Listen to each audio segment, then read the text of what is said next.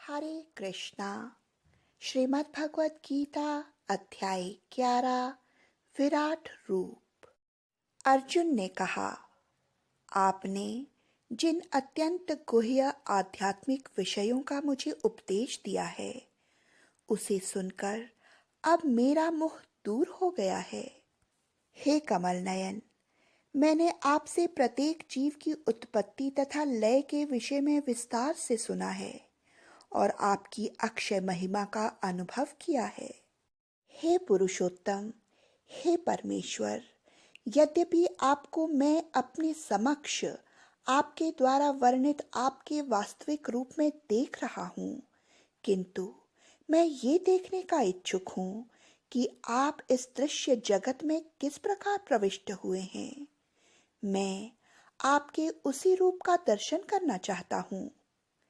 हे प्रभु, हे योगेश्वर, यदि आप सोचते हैं कि मैं आपके विश्व रूप को देखने में समर्थ हो सकता हूँ, तो कृपा मुझे अपना असीम विश्व रूप दिखलाइए। भगवान ने कहा, हे अर्जुन, हे पार्थ, अब तुम मेरे ऐश्वर्य को, सैकड़ों हजारों प्रकार की दैवी तथा विभिन्न रंगों वाले रूप को देखो।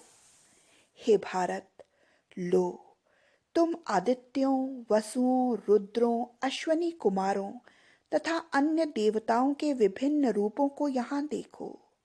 तुम ऐसे अनेक आश्चर्यमय रूपों को देखो जिन्हें पहले किसी ने ना तो कभी देखा है न सुना है। हे अर्जुन, तुम जो भी देखना चाहो उसे तत्क्षण मेरे इस शरीर में देखो। तुम इस समय तथा भविष्य में जो भी देखना चाहते हो उसको ये विश्व रूप दिखाने वाला है। यहाँ एक ही स्थान पर चर अचर सब कुछ है, किंतु तुम मुझे अपनी इन आंखों से नहीं देख सकते। अतः मैं तुम्हें दिव्य आंखें दे रहा हूं। अब मेरे योग ऐश्वर्य को देखो। संजय ने कहा, हे राजा, इस प्रकार कहकर महायोगेश्वर भगवान ने अर्जुन को अपना विश्व रूप दिखलाया। अर्जुन ने उस विश्व रूप में असंख्य मुख, असंख्य नेत्र तथा असंख्य आश्चर्यमय दृश्य देखे। ये रूप अनेक दैवी आभूषणों से अलंकृत था और अनेक दैवी हथियार उठाए हुए था। ये दैवी मालाएं तथा वस्त्र धारण किए था और उस पर अनेक दिव्य सुगंधियां लगी थीं। सब कुछ आश्चर्यमय, तेजमय, असीम तथा सर्वत्र व्याप्त था। यदि आकाश में हजारों सूर्य एक साथ उदय हों, तो उनका प्रकाश शायद परम पुरुष के इस विश्व रूप के तेज की समता कर सके। उस समय अर्जुन भगवान के विश्व रूप में एक ही स्थान पर स्थित हजारों भागों में विभक्त ब्रह्मांड के अनंत अंशों को देख सका। तब मोहग्रस्त एवं आश्चर्यचकित रोमांचित हुए अर्जुन ने प्रणाम करने के लिए मस्तक झुकाया और वो हाथ जोड़कर भगवान से प्रार्थना करने लगा। अर्जुन ने कहा, हे भगवान कृष्ण, मैं आपके शरीर में सारे देवताओं और अन्य विविध जीवों को एकत्र देख रहा हूं। मैं कमल पर आसीन ब्रह्मा, शिवजी तथा समस्त ऋषियों एवं दिव्य सर्पों को देख रहा हूं। हे विश्वेश्वर, हे विश्वरूप, मैं आपके शरीर में अनेकानेक हाथ, पेट, मुंह और आंखें देख रहा हूं, जो सर्वत्र फैले हैं और जिनका अंत नहीं है। आप में न अंत दिखता है, न मध्य और न आदि। आपके रूप को उसके चकाचौंध तेज के कारण देख पाना कठिन है, क्योंकि वो प्रज्वलित अग्नि की भांति अथवा सूर्य के अपार प्रकाश की भांति चारों ओर फैल रहा है। तो भी मैं इस तेजोमय रूप को सर्वत्र देख रहा हूं, जो अनेक मुकुटों, गदाओं और चक्रों से विभूषित है। आप परम आद्य ज्ञेय वस्तु हैं। आप इस ब्रह्मांड के परम आधार हैं। आप अव्यय, आप पुराण पुरुष हैं। आप सनातन धर्म के पालक भगवान हैं। यही मेरा मत है। आप आदि, मध्य तथा अंत से रहित हैं। आपका यश अनंत है। आपकी असंख्य भुजाएं हैं और सूर्य तथा चंद्रमा आपकी आंखें हैं। मैं आपके मुख से प्रज्वलित अग्नि निकलते और आपके तेज से इस संपूर्ण ब्रह्मांड को जलते हुए देख रहा हूं। यद्यपि आप एक हैं, किंतु आप आकाश तथा सारे लोकों एवं उनके बीच के समस्त अवकाश में व्याप्त हैं। हे महापुरुष, आपके इस अद्भुत तथा भयानक रूप को देखकर सारे लोक भयभीत हैं। देवों का सारा समूह आपकी शरण ले रहा है और आप में प्रवेश कर रहा है। उनमें से कुछ अत्यंत भयभीत होकर हाथ जोड़े आपकी प्रार्थना कर रहे हैं। महर्षियों तथा सिद्धों के समूह कल्याण हो कहकर वैदिक स्तोत्रों का पाठ करते हुए आपकी स्तुति कर रहे हैं।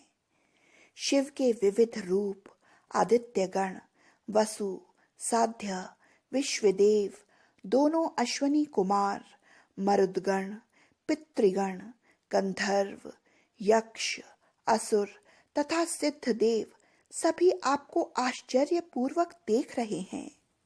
हे महाबाहु, आपके इस अनेक मुख, नेत्र, बाहु, जंघा, पांव, पेट तथा भयानक दांतों वाले विराट रूप को देखकर देवतागण सहित सभी लोग अत्यंत विचलित हैं और उन्हीं की तरह मैं भी हूं।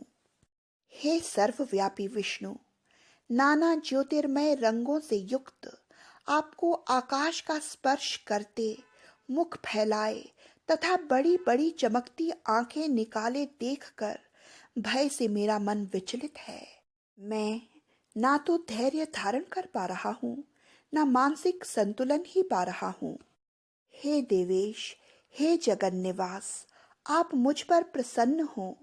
मैं इस प्रकार से आपके प्रलय याग्नि स्वरूप मुखों को तथा विकराल दांतों को देखकर अपना संतुलन नहीं रख पा रहा। मैं सब ओर से मोहग्रस्त हो रहा हूं। धृतराष्ट्र के सारे पुत्र अपने समस्त सहायक राजाओं सहित तथा भीष्म, द्रोण, कर्ण एवं हमारे प्रमुख योद्धा भी आपके विकराल मुख में प्रवेश कर रहे हैं। उनमें से कुछ के शिरों को तो मैं आपके दांतों के बीच चूर्णित होता देख रहा हूं। जिस प्रकार नदियों की अनेक तरंगे समुद्र में प्रवेश करती हैं, उसी प्रकार ये समस्त महान योद्धा भी आपके प्रज्वलित मुखों में प्रवेश कर रहे हैं। मैं समस्त लोगों को पूर्ण वेग के साथ आपके मुख में उसी प्रकार प्रविष्ट होते देख रहा हूं, जिस प्रकार पतंगे अपने विनाश के लिए प्रज्वलित अग्नि में कूद पड़ते हैं। हे विष्णु, मैं देखता हूं कि आप अपने प्रज्वलित मुखों से सभी दिशाओं के लोगों को निगले जा रहे हैं। आप सारे ब्रह्मांड को अपने तेज से आपूरित करके अपनी विकराल झुलसती किरणों सहित प्रकट हो रहे हैं। हे देवेश, कृपा करके मुझे बतलाइए कि इतने उग्र रूप में आप कौन हैं। मैं आपको नमस्कार करता हूँ। कृपा करके मुझ पे प्रसन्न हो। आप आदि भगवान हैं। मैं आपको जानना चाहता हूँ, क्योंकि मैं नहीं जान पा रहा हूँ कि आपका प्रयोजन क्या है। भगवान ने कहा, समस्त जगतों को विनष्ट करने वाला काल मैं हूँ और मैं यहाँ समस्त लोगों का विनाश करने के लिए आया हूँ। तुम्हारे अर्थात पांडवों के सिवा दोनों पक्षों के सारे योद्धा मारे जाएंगे। अतः उठो, लड़ने के लिए तैयार हो और यश अर्जित करो। अपने शत्रुओं को जीतकर संपन्न राज्य का भोग करो। ये सब मेरे द्वारा पहले ही मारे जा चुके हैं और हे सव्यसाची, तुम तो युद्ध में केवल निमित्त मात्र हो सकते हो। द्रोण, भीष्म, जयद्रथ, कर्ण तथा अन्य महान योद्धा पहले ही मेरे द्वारा मारे जा चुके हैं। अतः तुम उनका वध करो और तनिक भी विचलित ना हो। तुम केवल युद्ध करो। युद्ध में तुम अपने शत्रुओं को परास्त करोगे। संजय ने धृतराष्ट्र से कहा, हे राजा, भगवान के मुख से इन वचनों को सुनकर कांपते हुए अर्जुन ने हाथ जोड़कर उन्हें बारंबार नमस्कार किया। फिर उसने भयभीत होकर अवरुद्ध स्वर से कृष्ण से इस प्रकार कहा। अर्जुन ने कहा, हे ऋषिकेश, आपके नाम के श्रवण से सारा संसार हर्षित होता है और सभी लोग आपके प्रति अनुरक्त होते हैं। यद्यपि सिद्ध पुरुष आपको नमस्कार करते हैं, किंतु असुरगण भयभीत हैं और इधर उधर भाग रहे हैं। ये ठीक ही हुआ है। हे महात्मा, आप ब्रह्मा से भी बढ़कर हैं। आप आदि सृष्टा हैं, तो फिर वे आपको सादर नमस्कार क्यों न करें। हे अनंत, हे देवेश, हे जगन निवास, आप परम स्रोत, अक्षर, कारणों के कारण तथा इस भौतिक जगत से परे हैं। आप आदिदेव, सनातन पुरुष तथा इस दृश्य जगत के परम आश्रय हैं। आप सब कुछ जानने वाले हैं और आप ही वो सब कुछ हैं जो जानने योग्य हैं। आप भौतिक गुणों से परे परम आश्रय हैं। हे अनंत रूप, ये संपूर्ण दृश्य जगत आपसे व्याप्त है। आप वायु हैं, आप परम नियंता भी हैं। आप अग्नि हैं, जल हैं और चंद्रमा हैं। आप आदि जीव ब्रह्मा हैं और आप प्रपितामह हैं। अतः आपको 1000 बार नमस्कार है और पुनः पुनः नमस्कार है। आपको आगे, पीछे तथा चारों ओर से नमस्कार है। हे असीम शक्ति, आप अनंत पराक्रम के स्वामी हैं। आप सर्वव्यापी हैं, अतः आप सब कुछ हैं। आपको अपना मित्र मानते हुए मैंने हठ पूर्वक आपको हे कृष्ण, हे यादव, हे सखा ऐसे संबोधनों से पुकारा है, क्योंकि मैं आपकी महिमा को नहीं जानता था। मैंने मूर्खतावश या प्रेमवश जो कुछ भी किया है, कृपया उसके लिए मुझे क्षमा कर दे। यही नहीं, मैंने कई बार आराम करते समय, एक साथ लेटे हुए या साथ साथ खाते या बैठे हुए, कभी अकेले तो कभी अनेक मित्रों के समक्ष आपका अनादर किया है। हे अच्युत, मेरे इन समस्त अपराधों को क्षमा करें। आप इस चर तथा अचर संपूर्ण दृश्य जगत के जनक हैं। आप परम पूज्य महान आध्यात्मिक गुरु हैं। न तो कोई आपके तुल्य है, न ही कोई आपके समान हो सकता है। हे अतुल शक्ति वाले प्रभु, भला तीनों लोकों में आपसे बढ़कर और कोई कैसे हो सकता है। आप प्रत्येक जीव द्वारा पूजनीय भगवान हैं। अतः मैं गिरकर सादर प्रणाम करता हूँ और आपकी कृपा की याचना करता हूँ। जिस प्रकार पिता अपने पुत्र की ढिठाई सहन करता है, या मित्र अपने मित्र की धृष्टता सह लेता है, या प्रिय अपनी प्रिया का अपराध सहन कर लेता है, उसी प्रकार आप कृपा करके मेरी त्रुटियों को सहन कर लें। पहले कभी न देखे गए आपके इस विराट रूप का दर्शन करके मैं पुलकित हो रहा हूँ, किंतु साथ ही मेरा मन भयभीत हो रहा है। अतः आप मुझ पर कृपा करें और हे देवेश, हे जगन निवास, अपना पुरुषोत्तम भगवत स्वरूप पुनः दिखाएं। हे विराट रूप, हे सहस्त्रभुज भगवान, मैं आपके मुकुटधारी चतुर्भुज रूप का दर्शन करना चाहता हूँ, जिसमें आप अपने चारों हाथों में शंख, चक्र, गदा तथा पद्म धारण किए हैं। मैं उसी रूप में आपको देखने की इच्छा रखता हूँ।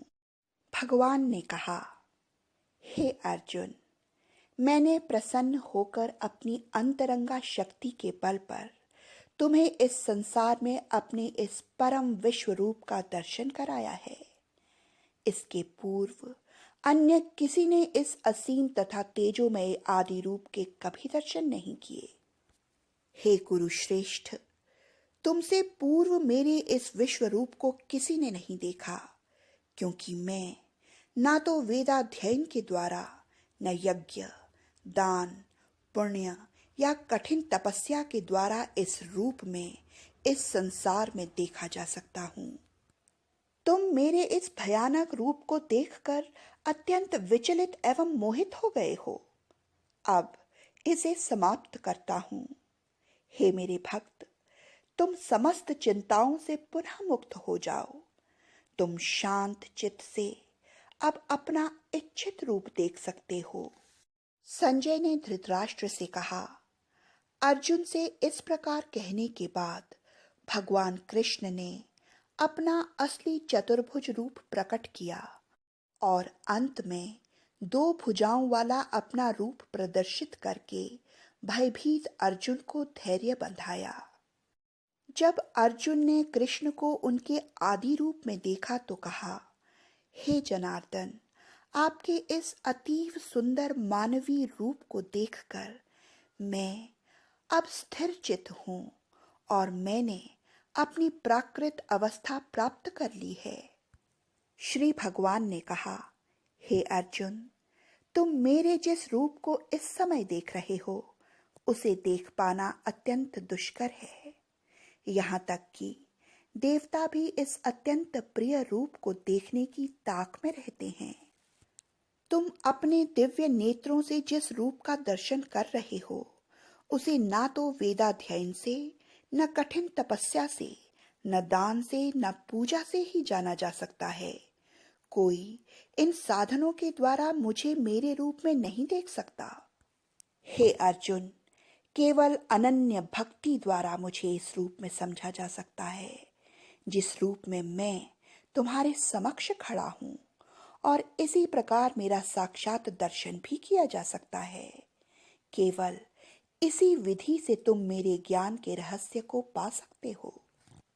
हे अर्जुन, जो व्यक्ति सकाम कर्मों तथा मनोधर्म के कल्मश से मुक्त होकर मेरी शुद्ध भक्ति में तत्पर रहता है, जो मेरे लिए ही कर्म करता है, जो मुझे ही जीवन लक्ष्य समझता है और जो प्रत्येक जीव से मैत्री भाव रखता है, वो निश्चय ही मुझे प्राप्त करता है। इस प्रकार श्रीमद् भगवत गीता का 11वां अध्याय विराट रूप पूर्ण हुआ। हरे कृष्णा हरे कृष्ण कृष्ण कृष्ण हरे हरे, हरे राम राम राम हरे हरे।